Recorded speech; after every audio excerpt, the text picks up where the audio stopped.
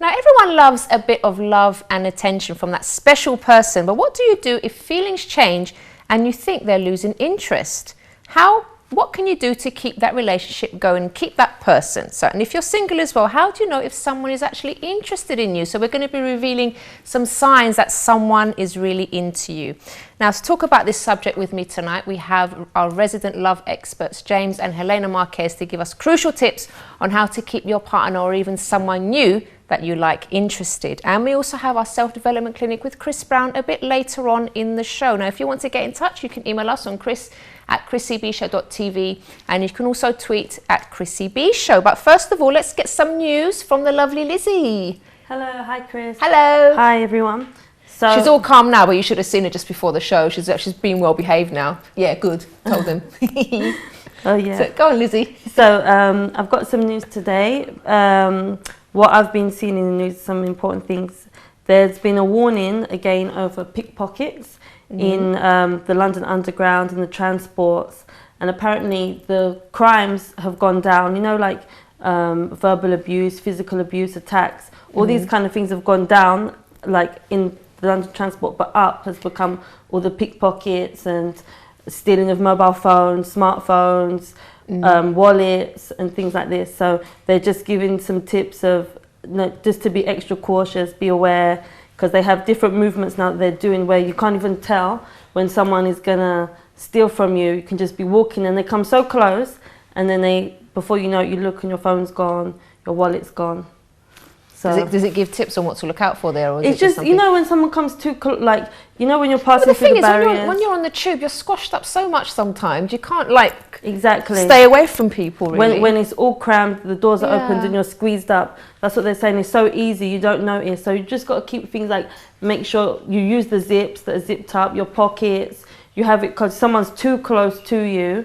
Then, you know, just pay attention. If someone's following you close behind and, you know, your bag is more to the back than in front of you. Yeah. Just to be Have careful. you ever been pickpocketed before? I have. Really? What, on the tube? No, it wasn't. It was in the shop. And it was that closeness. Like, someone just bumped into me and said, oh, sorry. Yeah. And then I went to pay for something. And when I saw, my money had gone and everything. It happened to me once. I had stupidly had my phone in my back pocket. And it was so quick. It was like I was at this kind of like French market thing with all the food, and I got distracted by the food like I normally do. And I just felt something something just go from my pocket. But it was so fast, and by the time I turned around, there was just no one there. So I never keep your phone in your back pocket. And it's hard to tell who does it because, like you said, everyone's so close, and they leave the train, and you don't even realise where it was, where it happened. Sometimes you take 2 trains. I think probably the tourists feel the brunt of most of it, because then they're really not careful. There's been times I've actually stopped people and I said, look, your phone, because you can see the phone sticking out their pocket, and I say to them, your phone, someone's going to steal that, or their wallet. And I've stopped a few people like that because I can actually see people looking as well. Yeah, that's it. So just have to pay close attention, make sure everything's zipped up and eyes open. Thank you for that warning, Lizzie. All right. And also, this one is actually quite serious. I was shocked about this. There's been women suicide bombers that apparently Al-Qaeda, it's a new thing, they have an idea of putting explosives inside breast implants. So they're not only using the men, are you serious? They're plotting to use women. And Heathrow Airport have got like their alerts up about it. And yeah. Sorry, I just had this image. Sorry, it's not even funny. We're just exploding boobs, but it's like, but it's ridiculous. Apparently they can, after they have the operation done, they can put something that explodes in there, like, and obviously they can set it off when they get on the airplane. Have any been set off? No, but it's hard to detect because, you know, you can't detect it with all the silicone, all the things there. So it's harder to detect, they're saying, as well. Scary, what women in their right minds would have explosive implants put in? Yeah, that's the thing. Anyway. It's a new thing apparently they've come to find. And also, going to something a bit more lighter. Thanks, Lizzie. Yeah, a bit lighter. Just made the show all serious now. Go on. Actually, Facebook has been linked to unhappiness. So not that much lighter. Yeah. So they said that the scientists, they carried out a study and found a link between the social network and unhappiness. And you know, sometimes you always have a lot of friends on Facebook. Even myself, I have a lot of friends on there. But they done a study and it showed that those people who actually went out with friends, spoke on the phone with them, met them often, were more happy than those who have friends that are just on Facebook. Yeah, because most of the friends on Facebook aren't real friends anyway. There's nothing like that social interaction, is there? Yeah. We spoke about this once on the show, actually. It's true. So they saw a difference in those who actually meet people and those who just have like the friends over the internet. So it's no replacement. No replacement at all. Yeah, because we're going to go for Costa afterwards, aren't we? We're going for Costa. Yeah. If we have time. If we have time. Okay, and also going on, there was, this is a nice one. There's a phone app that are preventing thousands from going blind. And there's around 39 million blind people in the world and all over. It's quite a lot, isn't it? Did I say 39 million? Yeah. So they've designed a new app and it's a smartphone and it turns into like an eye clinic. So the same testing, everything they do, I think the actual machine or something before, it was about £100,000. Now with a £300 smartphone, the person can take care of it themselves. Oh, that's good, isn't it? Yeah, so they can care for their eyes and everything. So they're doing studies at the moment in Kenya. Yeah. And so they're developing that. So it's good, right? Oh. Yeah. And also we have, I don't know if you heard about this, it was in the news a while back. Oprah Winfrey was a victim of racism in the store. Did you hear about that? No, I didn't. You didn't? Okay. So let me explain. She went to a shop in Switzerland. It was a well-known shop, very expensive shop.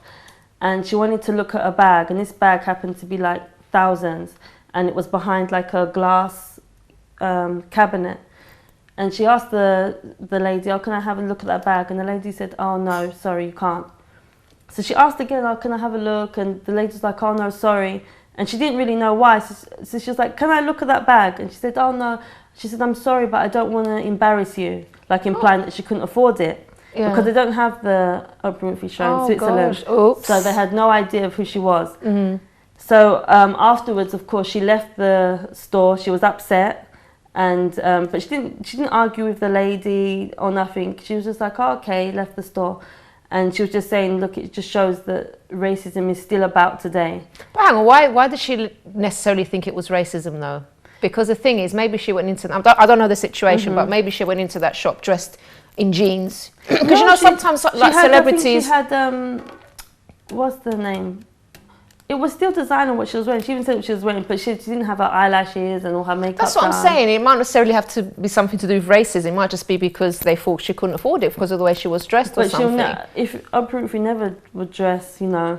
But you don't know. Sometimes the richest of people walk around looking really but she like doesn't bad. Know, does she? I don't know. So. Does she? Do you know her outside? No, I can't remember. She was wearing some designer thing like skirt and sandals. She was looking decent, just not as dressed up. It's just they didn't recognise who she was. So yeah, and the store owner apologised and everything. But it's true. I think it was racism. Why else would you say no, not to look at the bag, like implying that she couldn't afford it? So. Yeah, but I think other people can also not afford it. Yeah, anyone can maybe not afford it. That's it. Yeah. So. Well, I agree to disagree again. Lizzie. Yeah, we'll agree to disagree on that one. Okay, and this one is really funny. It's very strange. There's two burglars, and the police were trying to catch them on because they had done like little crimes and everything, and they set up like a decoy home, and they put cameras inside, and the two burglars, they went there and, you know, tried to break in. They broke in. There was nothing really to steal. And they showed on the camera them drinking wine. They had wine there. They were drinking all the wine. And then they were complaining. They have it on camera, them complaining, oh, there's nothing in his house to steal.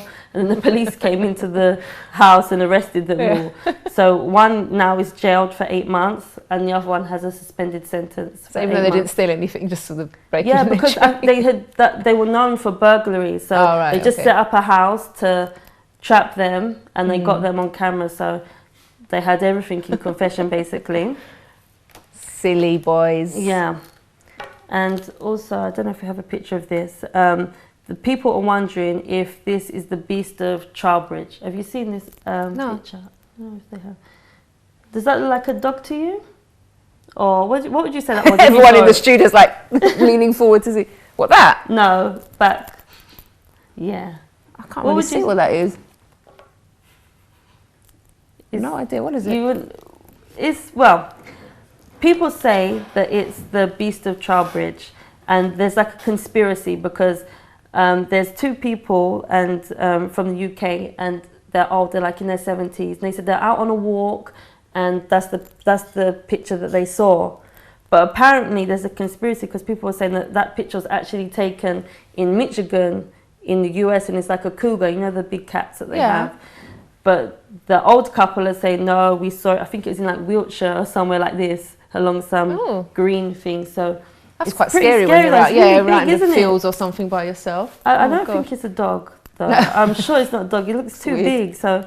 We need to run out of time. Have we? Yeah, did you have a lot of articles left? Oh, sorry, darling. Okay. Thank you so much for giving news today.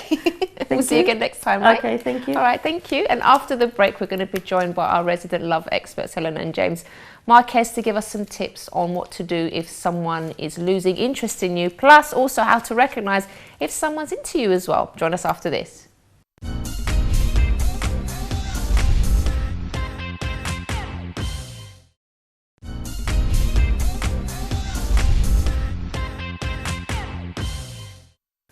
Welcome back to the show, and let's see what the people on the streets had to say about how to keep someone interested.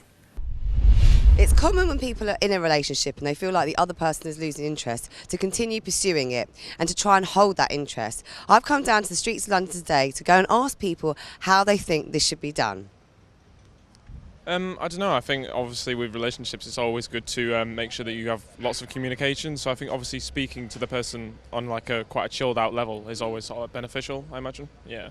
Okay, what about anything that you would suggest to do in order just to kind of like keep the actual spark or the interest or romance going? Is there anything that you could suggest in that sense? Well, it's always nice to like try things new. So I think maybe take the normal boundaries of your relationship a bit further. So do something that you wouldn't normally do, or you know, sort of like delve into more interesting things, or do something that you wouldn't normally do to sort of like see how you find it and see how the relationship goes from there, I guess.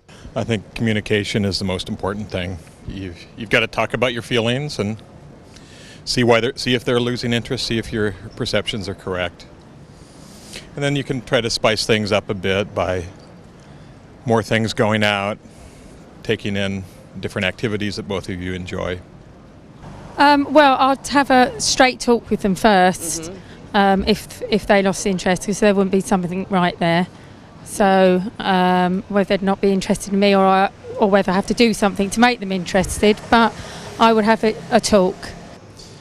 It's a really hard thing. I mean, the really brutal thing is someone losing interest, there's nothing you can do about it. You can't, you know, one thing you can't do is get enthusiasm from someone. So the secret is to not let them lose interest in the first place. And normally, someone can lose a little bit of interest because of something happening in their life, which is rectifiable because it's not to do with you. If it's to do with, and you have to make a distinction, if it's to do with you, like they associate you with not being happy, for example, or that's quite hard to undo. So I don't know, I think my advice would be don't let it get to that stage, because in my experience that's the hardest thing to get back of all. If someone's like lost focus on you, it's not even mean they're looking at someone else. If they just can't be bothered with you, they associate you with a hard time. Emotionally, how can you get that back again? So don't go there is my advice. That's actually some really smart advice, and I'd just like to get our opinions from Mr. James Marques and Helena Marques, love experts. Thank you for the mister. How are you both? Very good, thank you. Are you interested in each other still? Even Very after much so. how many years of marriage? 12 I always years. ask you, don't I? I'm so bad at remembering. 12 years. You know. Yeah, but they normally say after 7 years, you know, the 7-year itch, people kind of start losing interest in one another in relationships, which I think is a load of rubbish. We've passed the hitch, so that's a good sign. Yeah. So, how do you keep... Oh, first of all, any comments you wanted to make on the street interviews there? I think an important comment, two things. It's important that you never allow your partner to get to that stage where they lose interest. And maybe that's something we can speak a little bit later, but... No, you can speak about it now if you want. Really? Yeah. Okay. But there was something that someone said there that I want to make a point first. She said, look, if he loses interest in me, I'll have a talk with him, a chat with him, a straight talk with him. And it's not so much a straight talk, but finding out why. right? It could be a combination of different things. It could be that you're no longer doing things that you used to do in the beginning. Yeah. And a common And thing. that's actually the first thing you should do, is to find out why the person is not interested anymore. I don't think I would ask though straight away. I think that might put like a bit of strain on the relationship and make it seem a bit. Maybe I would, in my case, maybe I would try to resolve it first before actually talking and see if it works, rather than saying, "Hey, we've got a problem," and then if there wasn't one. But it doesn't have to be done that way. You don't have to say we have a problem, right? And you can't solve something if you don't know the root of it. So if the person lost interest, it could be that maybe you don't even need to have that chat, but maybe you'll know what it is. For example, how many couples, they have problems of losing interest because one of them stopped looking after himself or herself, or vice versa, or both of them at the same time. So maybe that could be indeed the first thing is to talk to the person in a nice way. There's many ways of talking about that. How would you do it, Helena? I would, first of all, of course, ideally, like James just said, you shouldn't wait for that stage. Where you notice that he's not interested in you anymore. That's already a red light. You need to pay attention on how things are going. That's very important. Don't just be, life is beautiful. I mean, you're just looking at yourself. You're not really looking at his needs or what is happening to him. So, as you said, very importantly, you have to, speak to the person. Or maybe you don't even need, like he said. You have to observe, and maybe, like you said, how would you go about it? Sit down with him or choose a good time and say, is everything okay with you? Focus on him. Are you okay? Ask him, is everything all right with you? But not too much. And the important thing, like she said, is to focus on the person, not turn against him and say, look, why did you lose interest in me? What have I done, right? As if it was his fault. That's going to create a problem. But like she said, find out what can I do to make things better? What can I do to make you more interested in me, to make you happier? And that will already prompt the person to speak about if there's a problem.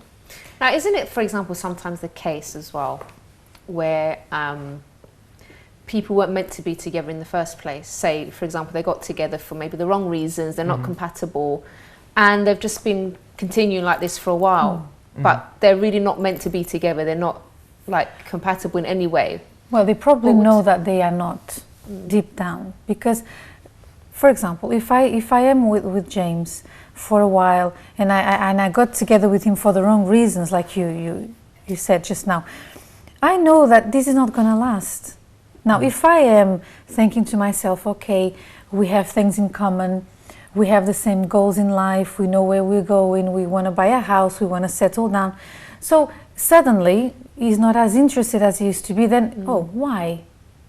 But when you got together for the wrong reasons, or you lie to each other, you know that it's not right anyway. There's something That's why is it's so bound to important happen. to make sure, first of all, that you are with the right person, because the interest will definitely be lost. I mean, it's not to say that these relationships can't be sort of salvaged, can it? Because things happen and you can get counselling and you can get help for them. And actually, one of the points that someone made there is that once a person loses interest, there's nothing you can do anymore. And that's not true. If both of you got together because you loved each other and you want to spend the rest of your life together, if one of them lost interest, it's because something happened. It's a matter of intelligence, right? If the person doesn't have that interest anymore of spending time with you and listening to you, then something triggered that. And if you find the reason, if you find the root of what triggered that lack of interest, then you can trace your steps back and fix a problem. If it is like we were saying, that you no longer have taken an interest in yourself, in your appearance, in your drive in life as you used to, then once you fix that, things should go back to normal. If it is that you now have different interests, then you find a common ground and you fix that, then you should be able to fix a problem. So there is a way to fix a problem. Or maybe there's a very simple reason, and I'm sure you will agree with me, which is simply maybe he might be stressed over work. Maybe he's depending on his job, he's under a lot of pressure, or he's ill, he's not well, and this is causing him anxiety, it's causing him to be anxious, worried, or I won't be able to provide if they're married. Or it could be, like you said, maybe family problems. It could be something as simple as that. It's important to identify what's causing the issue in the first place. Now, a question: how do the two of you keep each other interested? So well, many things. Helena was saying something very interesting these past few days. She was talking to someone in an advice session that we do all the time. And she was saying something interesting, that even if you don't like a hobby that your partner has, for the sake of being part of that time, because if a guy likes to watch football and a woman hates it, don't forget that a football match is 90 minutes plus a 15-minute break. You can put that 2 hours, right? You may hate it, but if you prepare a bowl of popcorn or snacks and you sit there with him, maybe you're not even watching the football, but just the fact that you're with him and you're chatting and then you're probably not watching. You're probably not watching, but doesn't that keep things interesting for both of you? I think so, right? Does that work for you? It does. You're trying to avoid the question. We have a system called points, okay? Credit. Right? Yeah, I call it points credit. You know, you have to. I need to fill his bank account, and he needs to fill my bank account. We call it bank account. So I do nice things, but not in a bad way. Like, oh, today he did a surprise for me on my birthday, and I said, no, you scored a few points. Huh? Yeah, my bank account at the moment is full, right? And this is but this is, you were asking, how do you keep each other interested? This is a very important thing. Even if you may not be mad about his hobby, but just the fact of you being there, you're doing something together, so he's interested in you because you're interested in his hobby, so that's very important. And he will have someone to talk to about things. Oh, it's not just, oh, what's for dinner, oh, how much money do we have left. He's got other things to talk about because she's making herself a part of his life, of what he likes to do. I mean, I think something else that's very important as well is just to go back and do the things that you used to do when you first met. Go back to basics. Yeah, go back to basics, because there's things that maybe you made an effort with before, and even to do with the appearance, like you mentioned as well, places that you used to go to. You should try and kind of recreate some of maybe those dates or just things that you used to do together. Maybe you used to give each other massages and you don't do that anymore. Maybe you used to go to a special place and just spend some alone time together. It's just different things that you maybe used to do. Can we just say, Chris, something very important? We have to be very honest about relationships, okay? When you talk about your appearance, for example, your image, it's not that the person who's with you is superficial and she only thinks about your appearance. But remember that when you first met, it was your appearance that first attracted him, right? Yeah. So surely, we know that people get older, the bodies change, but it's important that you look after yourself as much as you can so that the person has an interest in you. And that's not being superficial, that's being intelligent to keep the person interested in you. Totally agree. On that note, we're going to go to a quick break, and then after, you want to say something, don't you? I wanted to say something. 1 minute. Okay, you can get a chance after the break, but afterwards we're going to also be showing you some telltale signs if someone's interested in you, so do join us after this.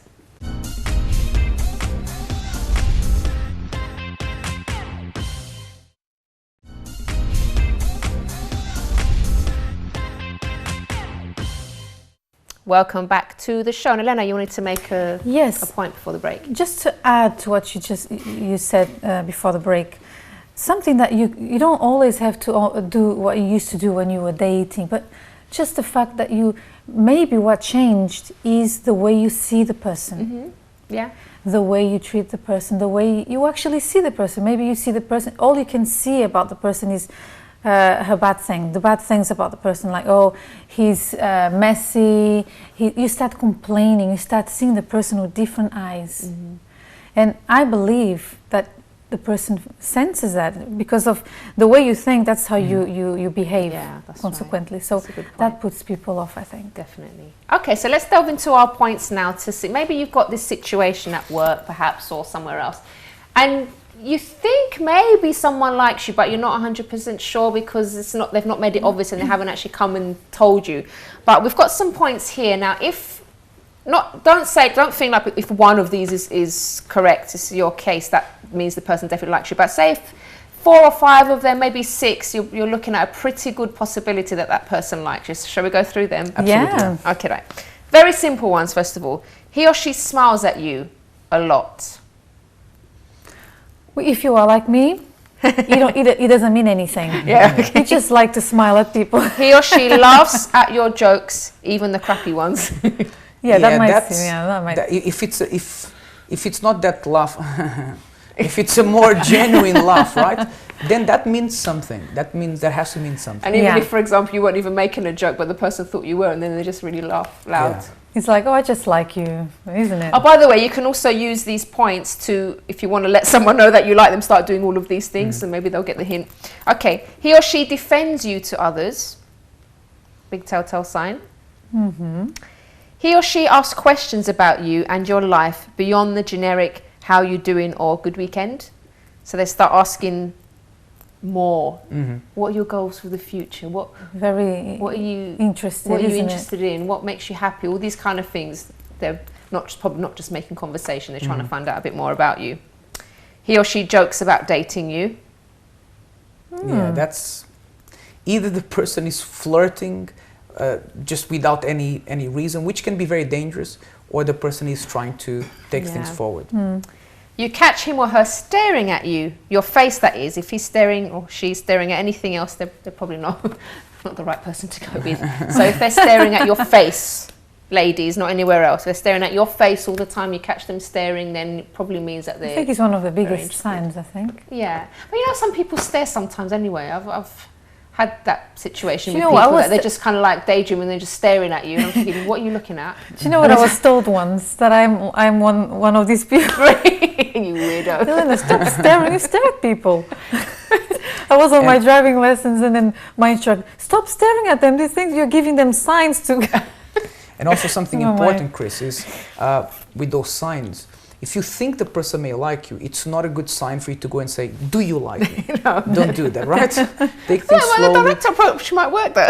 You never know. But let things flourish normally at a good pace. That's the best thing to do. And if the pace is taking too long, just let him try harder, basically. Yeah, okay. All right, so he or she's awkward whenever they talk to you. They start getting fumbling words coming out wrong.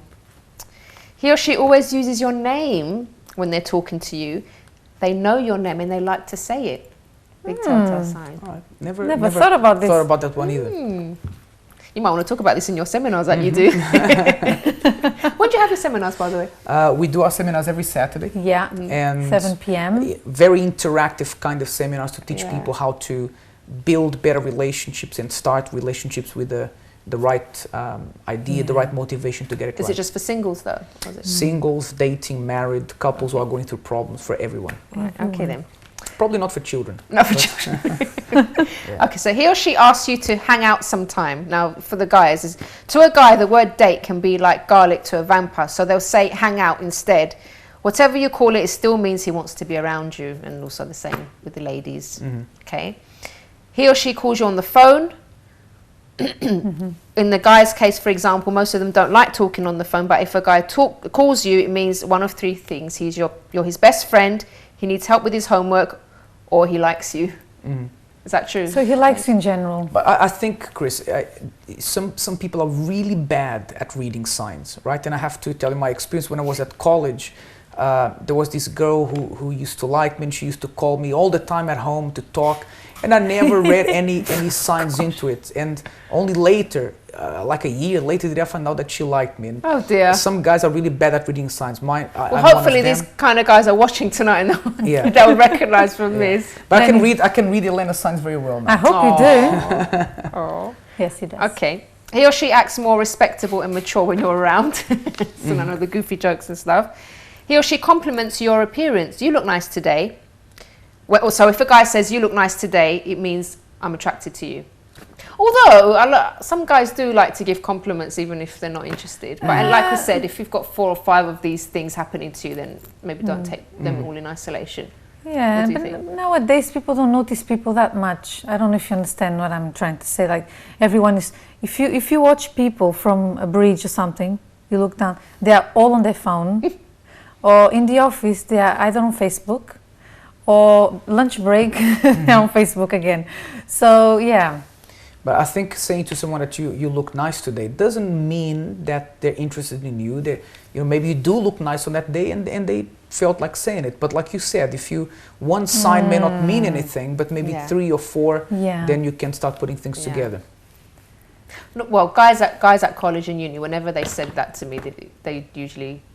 I think they mean it, because I know that polite, like, Yeah, because men don't normally oh, give you look nice. They don't even tell each other they look nice. So for them to do that. Okay. So another one. When he or she cracks a joke, you're the first person they look at for a reaction. That's cute. Yeah, I wouldn't notice that, definitely. He or she asks your friends questions about you. So what they're trying to do there is that they want your friends to actually come and tell you, look, so-and-so was asking about you. So they're trying to let you know subtly that they like you. I think that one is a definite. Yeah. No one will go and ask your friends, oh, how is he like this? How is he like that? Unless they're interested in you. I think they get into the latter stages of almost asking you out when they start doing that, don't they? Yeah. Okay. He or she touches you even subtly, a hand on your arm, a pat on your back, a grab of your shoulders. Humans are naturally drawn to things that attract us. We want to look at them, touch them. Yes. Yes, yeah. Yes, but I have to say, Chris, that there are people that they naturally are like this, although sometimes and that passes wrong signals to people. I bet the viewers at home watching, hoping that someone's liking it, we're like, oh God, here we go. No, but He's dashing my dreams here. No, I think people have to have a balance. Do you understand? Because some people are like that and they don't mean anything by it. Yeah. Although I think at work especially, for example, you need to draw a line that there's certain things that may give the wrong signal. So for the person who's being touched and so on, be careful, don't read too much into it sometimes. And for those who have this habit of touching everyone, I have a friend, a male friend, that when he talks, he likes, oh, James. And I feel very uncomfortable with that. But for him, that's normal. I really don't like it. But for him, it's very normal. So you see, it depends on the person. Okay, so this person asks you what you think about certain other people. They're trying to find out if you like anyone. Or another classic, actually, I think one that we used to use as well, was like, what kind of person, what's the word? What kind of person do you go for? Yeah, what kind of person do you go for? That's the telltale. Why would they be interested in that? So they're just trying to see if they match your profile that you like. Well, back in my day, I'm not that old, but they used to leave, little notes, anonymous notes. Of course, you don't know who the person is. I know, but sometimes in your bag, college, you don't even need. We were a lot more innocent back then. Okay. So it was funny. It was actually very funny because you were like, oh, who wrote the notes? Oh, sweet. Just tell you. Right, he or she shares an iTunes playlist with you, the 21st century version of making you a mixtape. Yeah, actually, I know someone who did that. Or made an iTunes list. Yes, for like a year, and they were sharing like mixed CDs, and then moved on to the mixed iTunes list and so on. And if today they are living together, they're in a relationship and so. But that lasted for about a year. It took them a really long time to read each other's signs. Oh no! But eventually they're. Are you not talking about each other? Are you? No. No, I thought he was going to talk about something that happened. No, go and tell us. I think it's secret. No, I can. If you want, I can talk about it. Go then. No, when we were. I wasn't sure that. When we were dating, I decided to make this mixtape for Helena with some really nice songs, which took me a whole night until about 6 o'clock in the morning to do it. You forgave me, didn't you? Of course, now we've moved on. And I gave it to her in the beginning, and she said, I didn't like it. I don't think it's appropriate for you to give me this mixtape. And then I was very upset. I don't know why. I don't know what very upset. Yeah. And then I said, look, how could you do that? If you knew the effort I went through to choose every single song and listen to every single lyric and every word. And then she said, oh, I'm sorry. Make me another tape. I said, look, maybe when we're married for 10 years. We've been married for 12 and she still doesn't have the tape. So I haven't seen that tape ever since. Maybe one day. You know, when you are immature and childish. I was a teenager, you know. All right, so you're forgiven now. Yeah, but the tape still hasn't come. Okay. One day. And finally, the last point, he or she notices and remembers things about you that most people don't. I think that's a very interesting one. Your birthday, what you wore on a certain day, your favorite TV show, where and when you met your best friend, what you had for lunch. Now, most people that don't remember these kinds of details, but when you really like someone, you make that effort to find out, to give them a compliment, to notice what they're wearing. You listen to what they're saying, at least at the beginning, then afterwards you just don't listen to each other. But I think that's a big telltale sign. I think that's one of the biggest, actually. Yeah, absolutely. All right, so thank you so much for joining pleasure. us, and we'll see you again soon, hopefully. Yeah. Sure. Okay, so you can stay and watch us in action with Chris Brown with the Self-Development Clinic afterwards. Yeah, can't wait. And we will be back after the break with Chris. Bye-bye for now. Oh, not bye-bye for now. I mean, after the break. That's what I meant.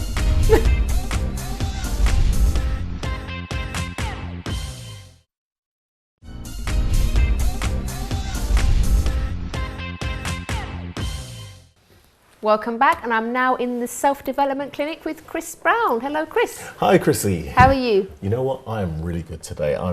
I'm bursting because I thought that was so interesting what you were talking about earlier. How do you keep your wife interested in you? How do I keep my wife interested in me? My relationship with my wife is always very interesting. I mean, I'm actually excited about it, and I hope she's excited about me as well, right? Aww. But how do we keep interesting? We do different things on a weekend. We make sure we have a balance of life as well. You know, we've got many demands because she's got her job, I've got my job, and we try to keep things interesting. We talk a lot, that's one thing I must say. That's nice. Between the two of us, we talk a lot. Do you know, it was really funny, he was talking, and James and Helena was talking earlier on, and I was going to mention, you know, when we first got together, what happened was, I'm sort of like, I'm always geared in the development way, going to do this, going to do that. And we were talking one time, I said, before we actually got married, I said, right, what are we going to do? We're going to do this business, and we're going to start this, and we're going to start that, and we're going to get a house and so and so and so. And I turned to her and I said, and what do you think? What do you think? Do you think we should go for this? And I said, what do you want? She said, she's looking at this now, she's probably thinking, is he going to research? She turned to me and said,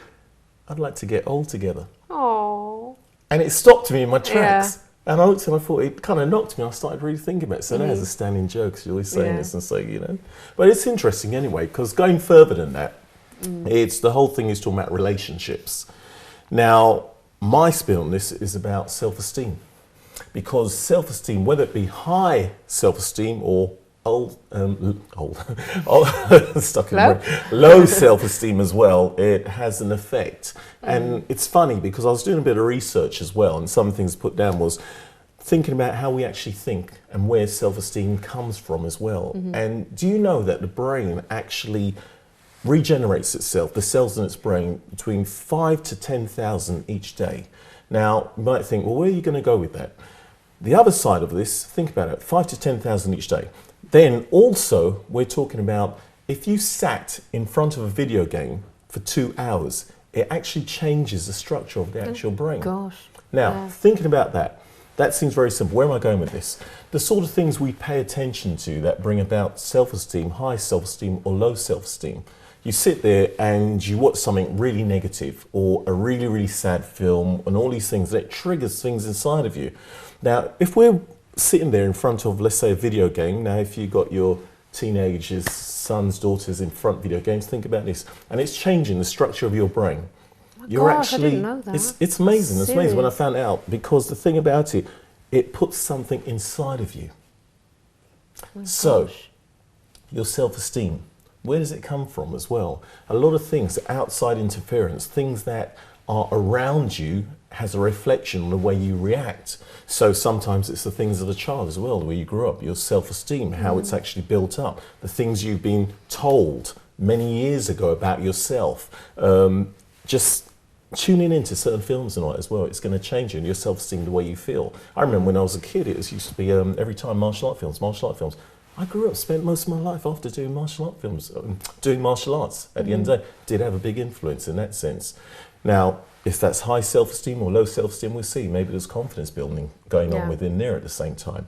Now, taking it further, you're talking about relationships. Now, somebody with, let's say, a low self-esteem, chances are they're going to end up in damaging relationships all the time because they feel that they don't deserve to be treated right.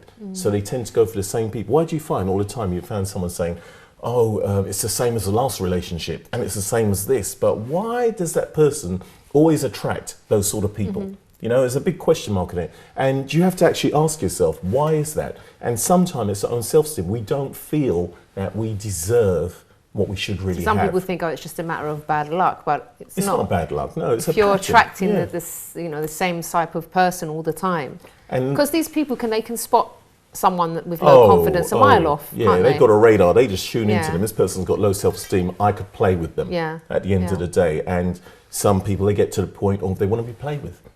Yeah, not saying I want to be played or trampled, but you do know the message and you do know the signs, because we're talking about if that person's not interested in you anymore. Well, let's wake up a bit. What about it's a case of, are you interested in you? What about your good qualities that you've got to give? Because not until you have something to give and you build up your own self-esteem, you're in a better relationship at the end of the day, you know. So you're actually standing your own. And when I say standing your own, I don't mean in a military way, I'm standing my own, this is it. It's a matter of knowing who you are first before you can actually have something to give somebody. Take time out, build up your own self-esteem as well. Find out who you are. Don't take on board everything everybody says you can't do and the things of the past at the end of the day, because it's not going to be good for you at the end of the day. Right, talking about that, let's talk about self-esteem not only in relationships, unemployment. The longer you work, the longer you are unemployed, the lower your self-esteem starts to drop. And what do you say? And it's a matter of value. Do you say your job is you, or are you the job? Do you value yourself? Do you realize that? And then think about this. If you got to the point where you've been unemployed long term and it's going quite a while, your self-esteem starts to chip away at you and you start thinking about your worth. Then on top of that, you go to an interview.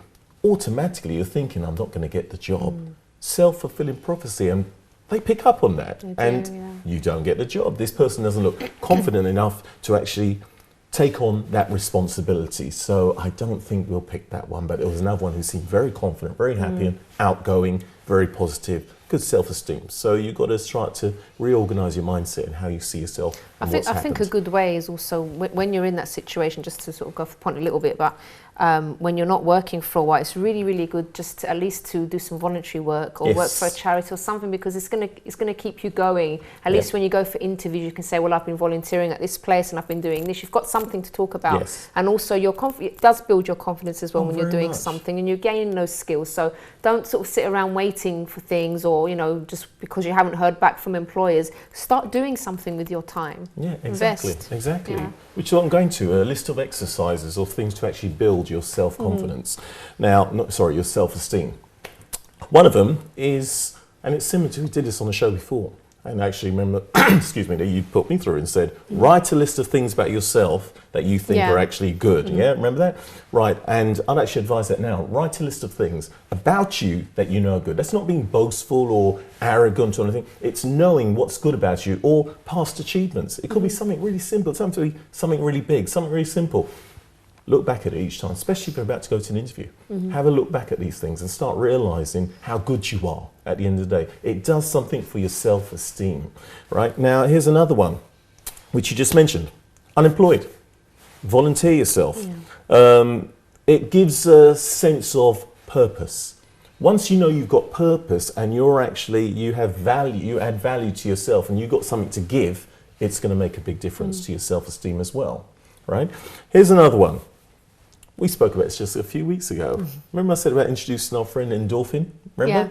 Right, here we go. Regular exercise. Regular exercise gets those endorphins going, gets you feeling more confident at the end of the day. You feel confident about yourself. And on top of that, it's not only that, you are going to actually start, chiseling out, getting a bit better, and you're going to feel good about yourself at the end of the day. Tell me the truth, did you eat any biscuits before the show? Do you know what? Yes, I did. I had one. I walked into the green room and they were in the bowl and they were going, Chris, taste me. So I put, all right, I'll have one. Right? Did you say it was 2 apples? Well, it depends what you had. What did you have? I had 1 wafer. Oh, yeah, they're not too bad, those ones. Yeah, that's there's 3 in a pack, but I had 1 pack. I want the others, please. Well, there you go. But I train anyway, so I can balance it up, right? Okay, here's the other one. Don't keep talking negative about yourself.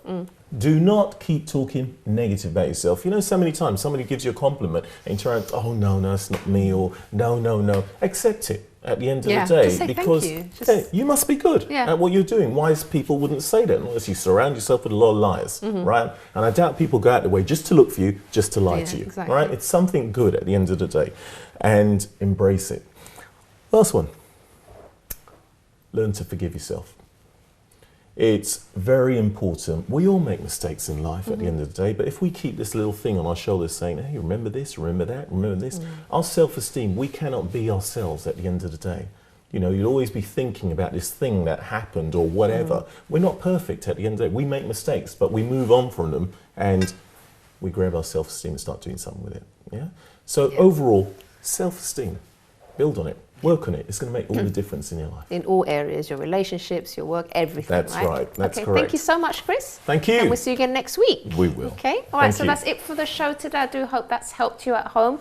And if you want more information about the guests tonight, you can visit the website chrissybshow.tv. And if you want to email the show at any point, or if you have a question to ask, or you need some advice, do email me on chris@chrissybshow.tv. See you again next time. Bye-bye for now.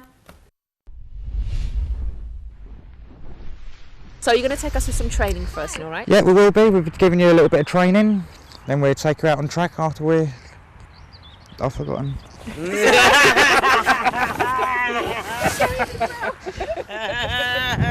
Just blank. Oh dear. Manoeuvre the hovercraft and we go out on track from there. Okay, so I'm really looking forward to it, and let's hopefully pass. Well, I really enjoyed that, and I can safely say that I passed that challenge because I won. I had great fun, and it's not actually as easy as it looks, is it? Is it, Il? Neil, Il? I haven't even done my speech yet. Hello, Il.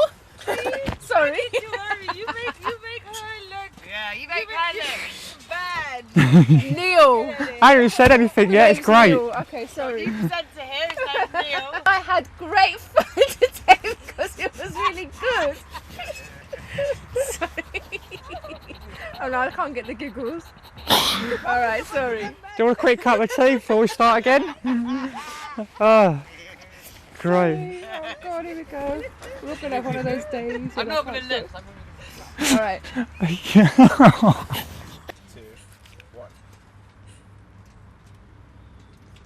Oh God. Oh dear. All right, now. I can't snap out of it.